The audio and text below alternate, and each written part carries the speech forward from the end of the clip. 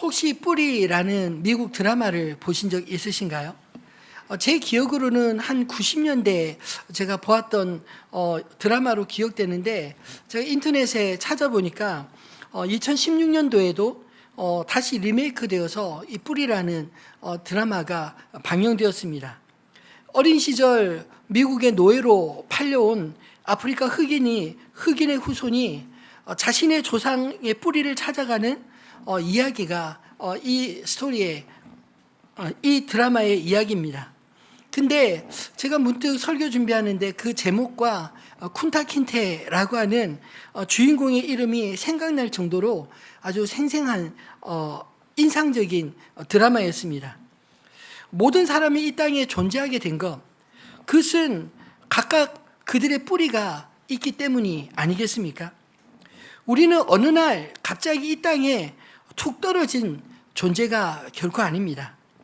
이 땅에서 누군가의 아들과 딸로 태어나고 인생의 여정 가운데 누군가로부터 내가 우연히 진화된 존재가 아니라 이 우주를 만드시고 나를 지으실 만큼 지혜로우신 창조주로부터 지음받은 존재라는 것을 듣게 되고 그분을 알아가게 되었습니다.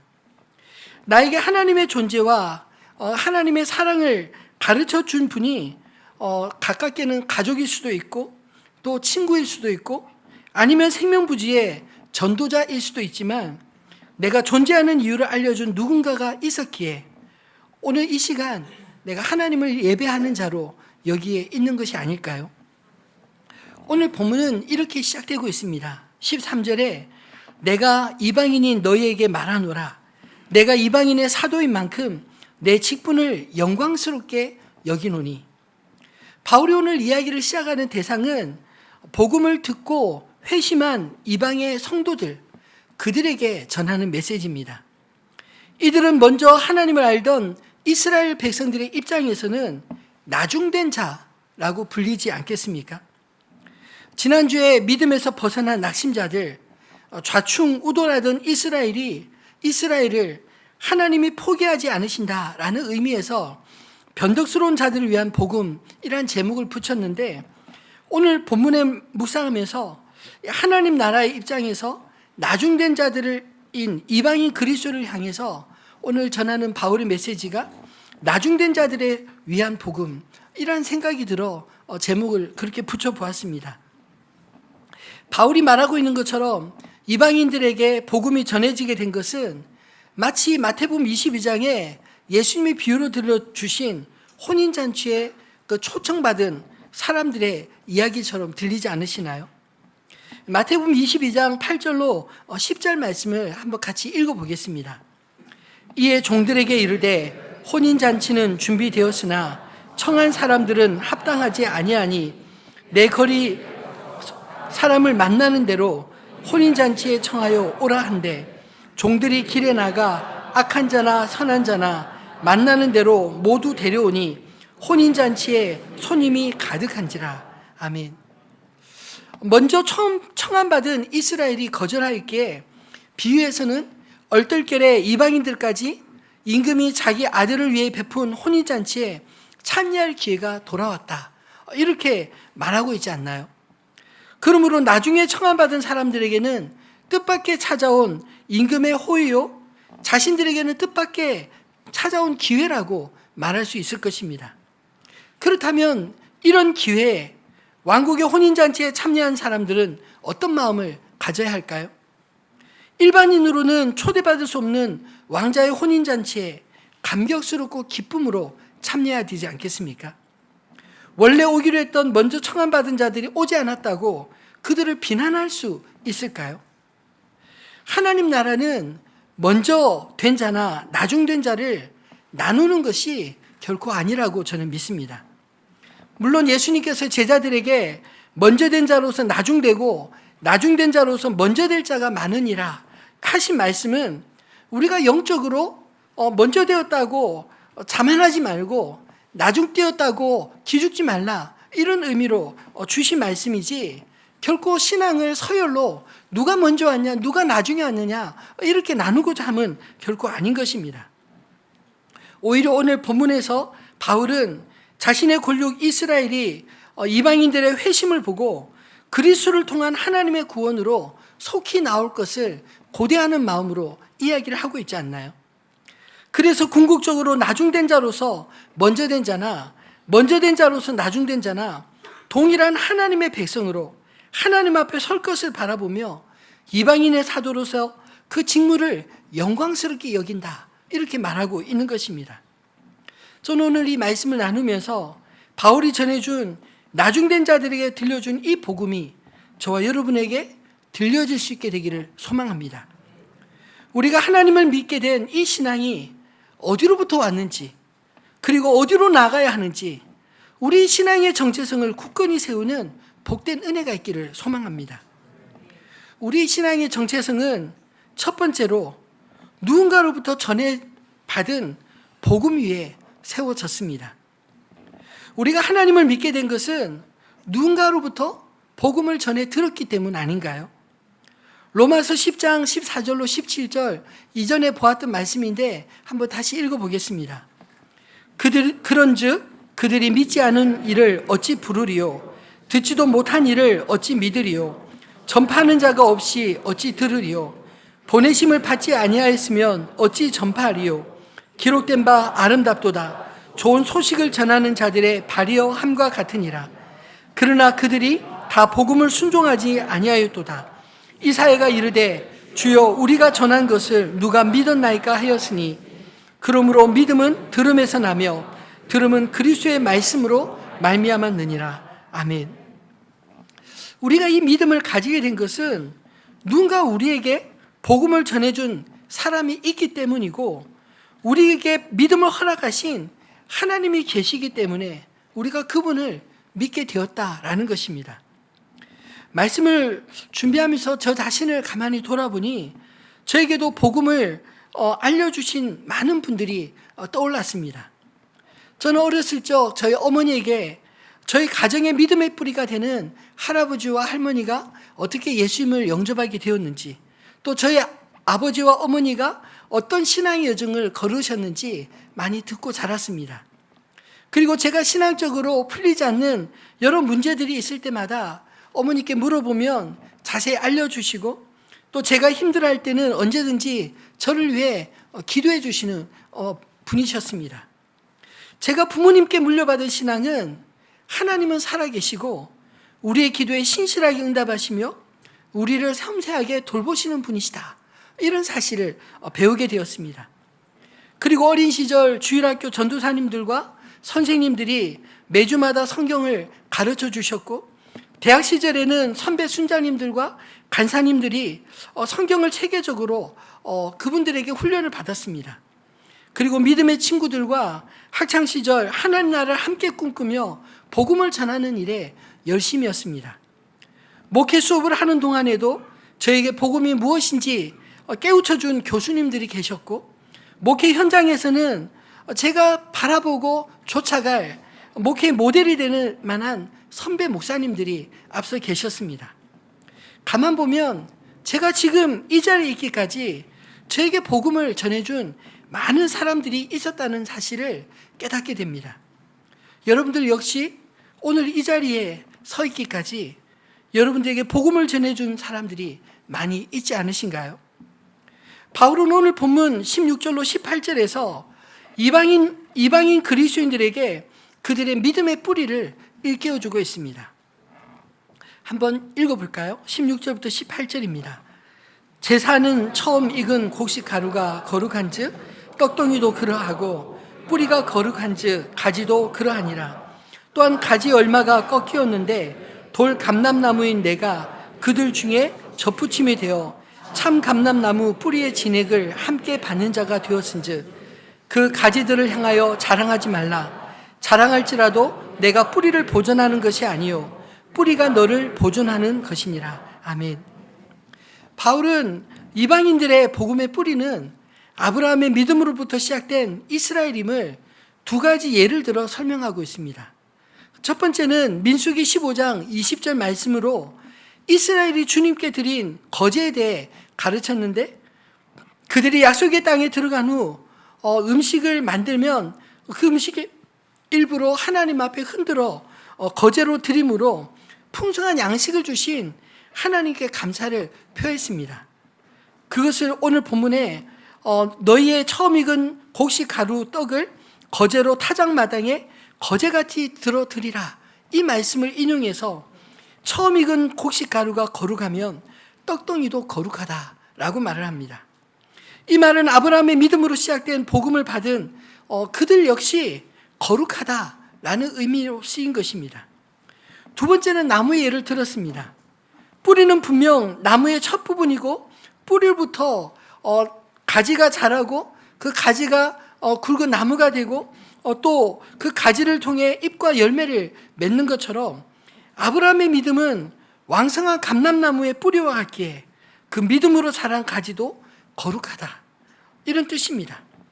근데 참 감람나무 가지 얼마가 꺾여 그 대신 농부가 돌 감람나무 가지를 접붙여 참 감람나무 뿌리의 진액을 받게 되었는데, 이방인 그리스도인들, 나중된 자들이 바로 돌 감람나무 가지로 참 감람나무에 접붙인 자 되었다, 이것을 강조하고 있습니다. 그러므로 이방인들이 유대인들을 향해 자신들의 믿음을 자랑할 것이 없다는 것입니다.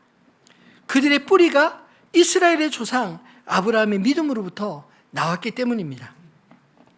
사실 우리 현실에서 이 유대인들과 참 거리가 멀게 느껴지지 않으시나요? 내가 어디로부터 왔는지 그러나 가만히 묵상해 보면 멀리로는 모든 인류를 창조하신 하나님께서 아담으로부터 우리에게까지 그 생명이 이어지지 않았나요? 또 우리가 비록 이스라엘 자손은 아니지만 우리의 신앙은 아브라함의 믿음으로부터 왔기에 같은 믿음으로 서로 연결되어 있다, 이 사실을 깨닫게 됩니다. 그러므로 우리의 신앙의 뿌리가 언약의 백성 이스라엘부터 시작되고 연결되어 있다는 이 사실을 잊지 마시기 바랍니다. 왜냐하면 우리가 성경을 읽을 때마다 늘 신실하신 하나님을 배우기 때문에 비록 그들은 역사적으로나 시간적으로 우리와 먼 거리에 있는 것 같지만 그들과 우리는 여전히 동일한 하나님을 믿음으로 하나로 연결되어 있기 때문입니다. 비록 우리 역시 이스라엘 편에서 보면 이방인이지만 우리의 믿음과 그들의 믿음이 동일하게 천지를 창조하신 하나님과 우리를 위해 대속하신 하나님의 아들을 믿는 그 믿음에 있어서는 동일하기 때문 아닌가요? 시대가 아무리 바뀌고 세월이 흘러도 변하지 않는 것은 이 믿음이 동일한 줄 믿으시기 바랍니다. 우리가 복음을 듣고 또 성경을 통해 진리 안에 자유함을 받았으면 우리 역시 누군가에게 이 복음의 바통을 넘겨줘야 하지 않을까요? 마치 계주 달리기 경기를 할 때 여러 사람이 바통을 서로 넘겨주며 그 마지막 선수가 목적지까지 도달하는 것처럼 사실은 가까이에는 우리 가족들에게 이 복음의 바통을 넘겨줘야 합니다. 그리고 우리가 머무르는 곳에서 매일같이 만나는 사람들에게 우리의 삶이 진리 안에서 자유한 복음으로 사라지고 우리의 삶에서 복음의 비밀을 궁금하는 자들에게는 또 기쁘게 이 복음을 소개해야 하지 않을까요? 내가 누군가에게서 받은 복음을 우리 역시 누군가에게 전해주지 않는다면 우리의 믿음의 생명은 나에게까지 나에게서 끝나지 않을까요? 바라기는 우리에게 있는 이 복음의 생명력이 누군가에게 계속 바통처럼 전해져서 주님이 오실 때까지 대저 물이 바다를 덮음과 같이 여호와의 영광을 인정하는 것이 가득하리라.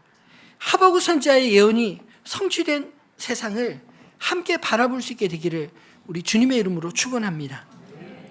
두 번째로 우리의 신앙의 정체성은 누군가와 연합되어진 복음 위에 더욱 견고하게 세워진다는 것입니다.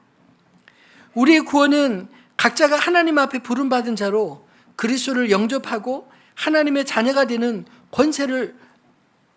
관계를 맺어야 하지만 동시에 하나님의 자녀들과의 연합으로 주님의 몸된 교회를 이루어야 온전히 누릴 수 있는 것이 아닐까요? 우리는 구원받은 채 홀로 외로이 내버려져 수동적으로 죽음을 기다리며 천국을 기다리는 그런 존재가 아닙니다. 구원받은 자들의 모임인 교회를 통해서 능동적으로 이 땅에 하나님의 말씀을 지켜 행하는 하나님의 백성으로 살고 하나님의 나라로 누리게 하십니다. 바울이 이방인들에게 편지를 쓰는 이유 역시 그들의 구원이 어디로부터 왔는지 기억하고 영적으로 교만하지 않고 이전의 믿음의 세대와 어떻게 연결되어지는지를 알려주기 위함 아닐까요? 비록 이스라엘이 하나님을 떠났지만 전부는 아닙니다. 남은 자들을 통해 또 언젠가 함께 연합할 때를 우리는 기다려야 하는 것입니다. 우리의 구원은 전적으로 하나님의 은혜로 말미암았으므로 잠시 떨어져 나간 이스라엘을 무시하지 않고 또 남은 이스라엘과도 온전한 참 감람나무 가지들로 연합할 소망을 갖도록 오늘 바울이 이야기를 하는 게 아닐까요? 바울의 마음에는 참 감람나무에 접붙여진 돌 감람나무 가지와 원 가지가 함께 어우러져 자라는 큰 감람나무의 비전을 품고 있었던 건 아닐까요? 이 나무의 비유는 교회를 향한 바울의 비전이었습니다. 그 비전은 바울이 임의로 가진 그런 꿈이 아니라 구약의 선지자들이 하나님께 받아 전해준 바로 하나님 자신의 비전이기도 합니다. 유대인이나 이방인의 구분 없이 먼저 된 자냐 나중된 자냐 서열을 나누지 않는 하나님을 한 아버지라 부르는 하나님의 자녀들의 나라, 하나님께서 꿈꾸셨습니다. 이사야서 66장 19절로 21절 말씀이 바로 그런 내용입니다. 같이 읽어볼까요? 내가 그들 가운데서 징조를 세워서 그들 가운데서 도피한 자를 여러 나라 곧 다시스와 뿔과 활을 당기는 룻과 및 두발과 야완과 또 나의 명성을 듣지도 못하고 나의 영광을 보지도 못한 먼 섬들로 보내리니 그들이 나의 영광을 문 나라에 전파하리라. 나 여호와가 말하노라. 이스라엘 자손이 예물을 깨끗한 그릇에 담아 여호와의 집에 드림과 같이 그들이 너희 모든 형제를 문 나라에서 나의 성산 예루살렘으로 말과 수레와 교자와 노새와 낙타에 태우다가 여호와께 예물로 드릴 것이요 나는 그 가운데서 택하여 제사장과 레위인을 삼으리라. 여호와의 말이니라. 아멘. 이사야 선지자는 비록 무너질 이스라엘을 바라보면서도 하나님께서 궁극적으로 흩으신 그들을 통해 먼 곳에서부터 하나님의 영광을 구하는 자들을 모든 민족 가운데 모아 예루살렘 성산에서 함께 그들이 예배하게 될 것이다. 이런 말씀을 주셨습니다. 하나님의 비전에 이스라엘은 제외되지 않았습니다. 비록 지금은 참 감람나무에서 꺾여 떨어져 나간 생명을 잃은 죽은 가지 같지만 그들이 원 나무인 참 감람나무에 다시 접붙여지면 더 잘 붙지 않겠습니까? 마지막 23절로 24절 말씀이 바로 그런 말씀입니다. 그들도 믿지 아니하는데 머물지 아니하면 접붙임을 받으리니 이는 그들을 접붙이실 능력이 하나님께 있습니다. 내가 원 돌 감람나무에서 찍힘을 받고 본성을 거스러 좋은 감람나무에 접붙임을 받았으니 원 가지인 이 사람들이야 얼마나 더 자기 감람나무에 접붙이심을 받으랴.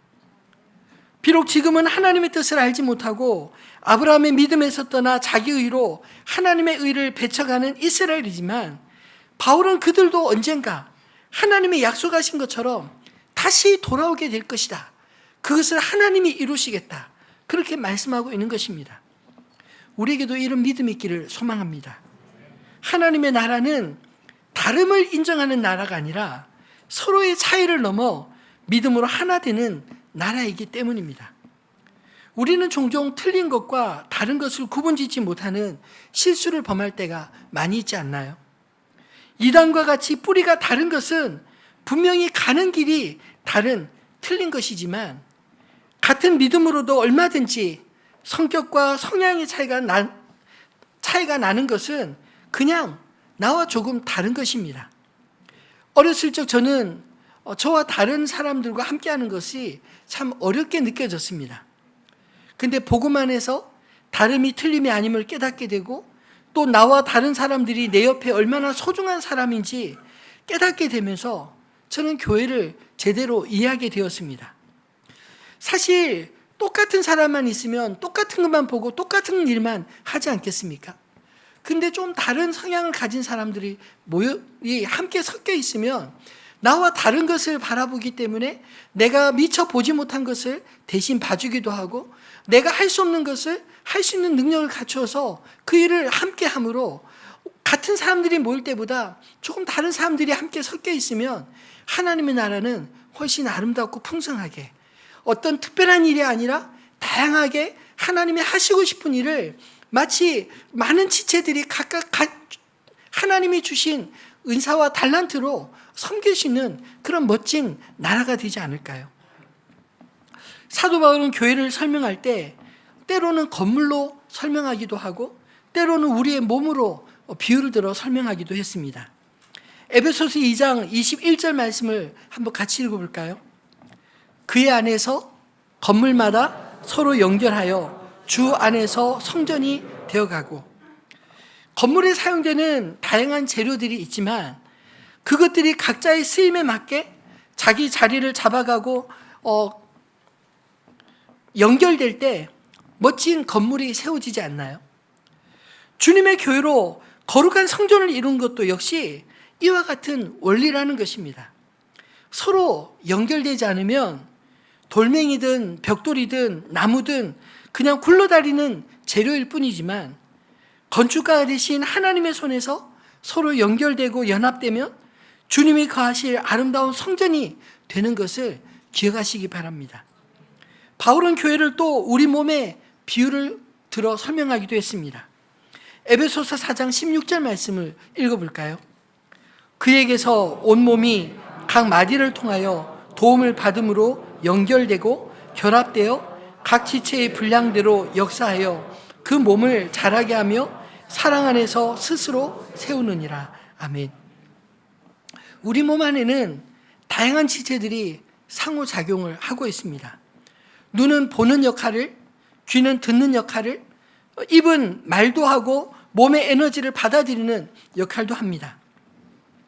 몸 안에는 아주 요긴하게 보이는 지체도 있지만 사실 몸이 고장나기 전에는 그 필요를 잘 알지 못하는 지체들도 더 많이 있습니다.